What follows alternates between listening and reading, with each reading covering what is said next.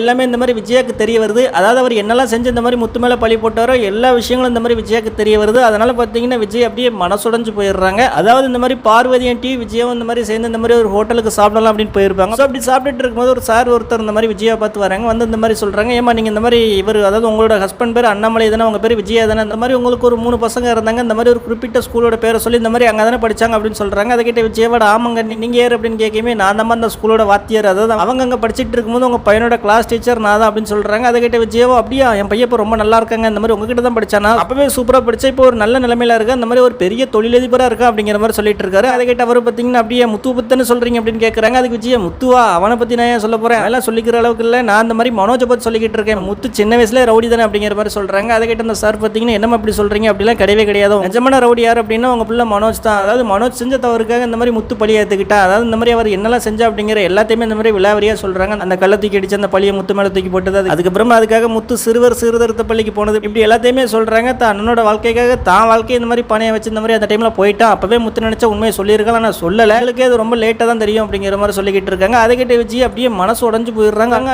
ஐயோ இவ்வளோ நடந்திருக்கா, இது தெரியாமல் நம்ம அந்த முத்துவை வேற மாதிரி தப்பு தப்பாக நடத்திட்டோமே, என்ன மன்னிச்சிடுற டே மனோஜ் உனக்கு இருக்குடா அப்படிங்கிற மாதிரியும் பார்த்துட்டு இருக்காங்க.